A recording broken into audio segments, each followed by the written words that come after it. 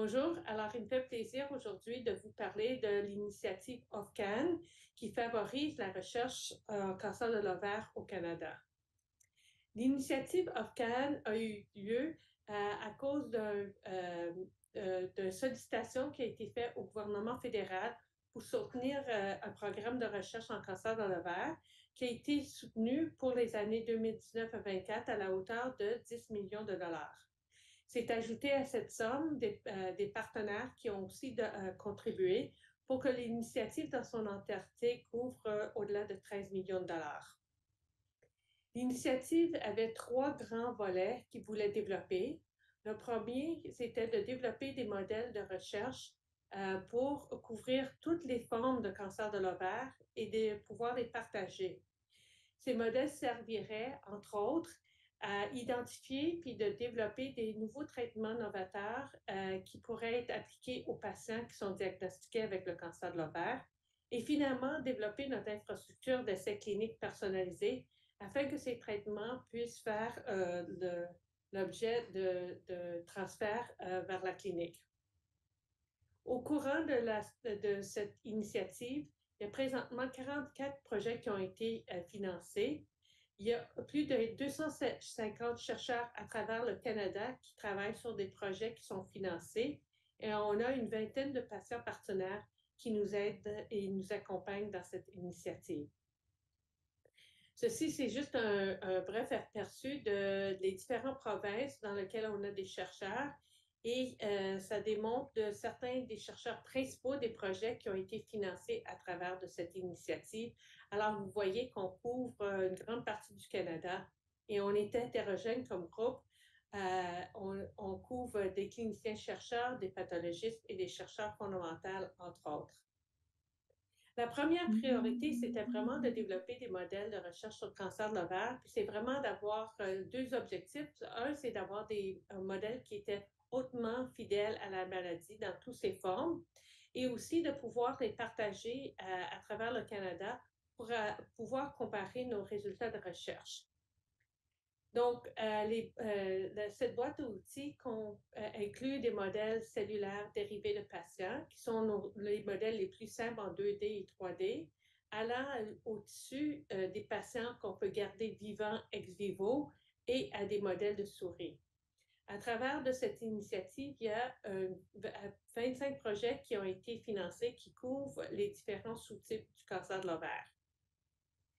On a fait certaines percées, donc je ne pourrais pas passer à travers, mais je voudrais faire le point quand même que dans ces 25 projets-là, on a développé au-delà de 38 nouveaux modèles. Et ce n'est pas encore fini, on continue. Et ça inclut des modèles qui ne sont pas juste centrés sur la cellule cancéreuse, mais aussi pour comprendre le micro-environnement tumoral, dont un d'une jeune chercheure de l'Atlantique, Dr. Jeannette Boudreau. On a aussi fait de profilage complet de ces modèles-là. Donc, ils sont des modèles qui sont excessivement bien caractérisés et donc, ça nous aide dans l'interprétation de notre recherche. Et d'ailleurs, certains de ces modèles, puis en plus particulièrement un modèle de bas grade séreux, a été utilisé pour cibler des nouveaux médicaments qui pourraient être utilisés dans la maladie. C'est avec le groupe du Dr. Mark Carey. Notre deuxième priorité, c'était vraiment de développer des essais précliniques et de développer des traitements novateurs.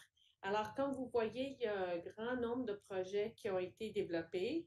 Je vous donne une petite bande-annonce. Un des projets qui est terminé, il y a des résultats qui sont vraiment très excitants et ces résultats vont être diffusés bientôt, donc restez à l'écoute.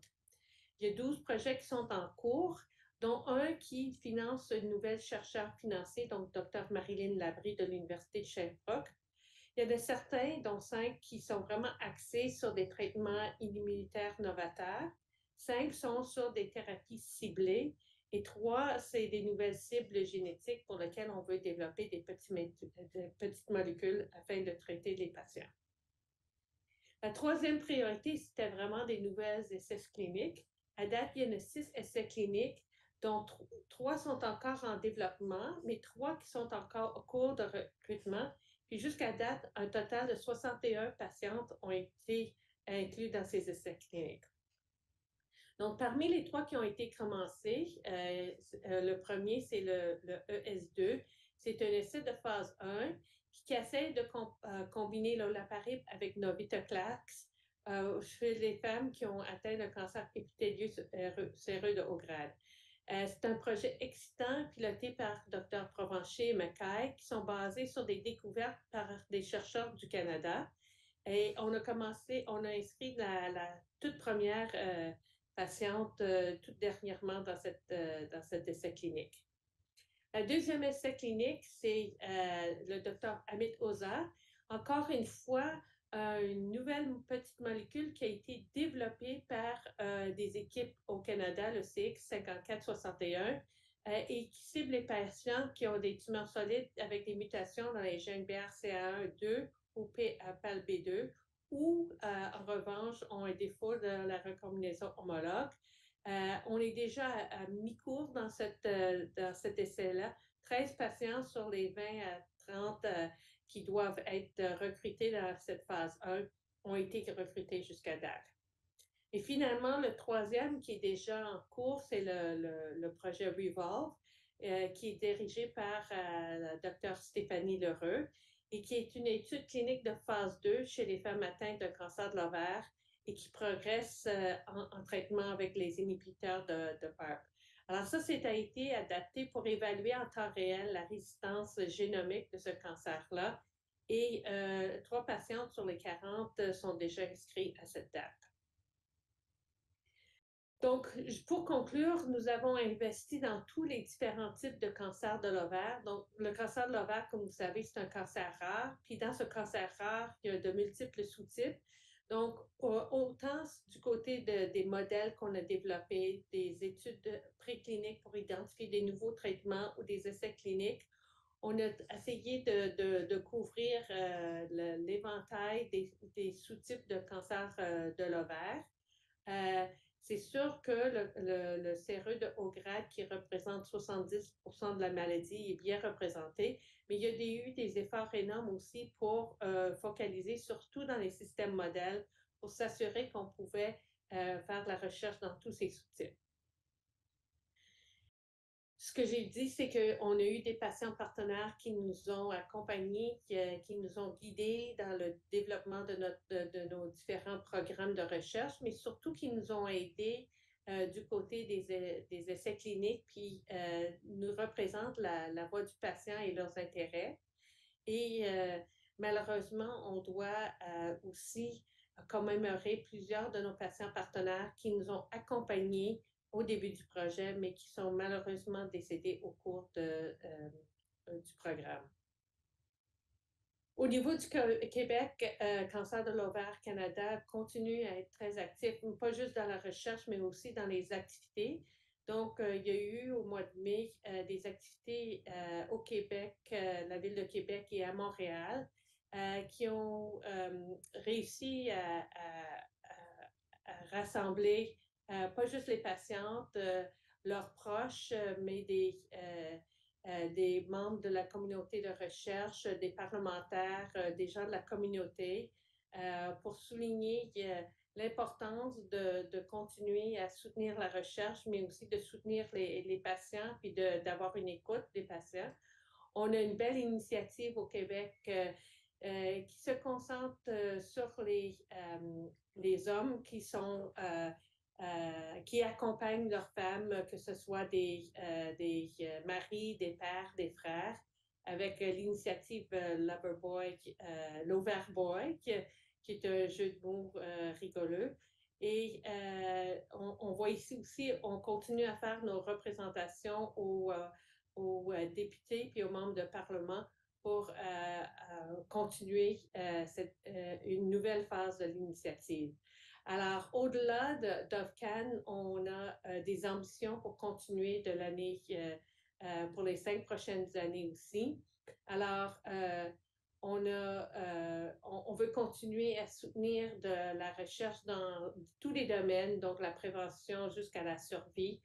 On veut prioriser la communauté. À travers d'OFCAN, on a appris qu'on avance beaucoup plus vite avec la collaboration que la compétition. Donc, on veut continuer cette nouvelle mode de financement de la recherche.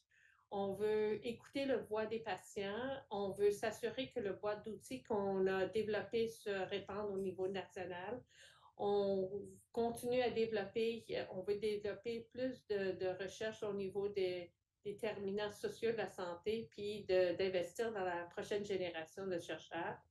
Donc, on espère de diminuer l'incidence, diminuer le diagnostic tardif avec ce programme-là, s'assurer d'équité des soins de la recherche et d'augmenter la qualité de vie. Donc, on est en train de faire des représentations pour continuer le programme. Et donc, en terminant, on voudrait remercier nos bailleurs de fonds, nos partenaires et nos collaborateurs pour le financement, bien sûr, le gouvernement fédéral, mais au niveau provincial, il y a 2 gouvernements qui ont contribué à la hauteur de 1 million de dollars chaque cette initiative, donc le gouvernement du Saskatchewan et de la Nouvelle-Écosse. On a des partenaires financiers qui nous aident surtout dans la priorité 2, qui sont ERICOR et la Société de recherche sur le cancer. On est reconnaissant à au comité de gouvernance de l'initiative, mais surtout pour tous les patients partenaires qui nous ont épaulés dans cette initiative. Merci.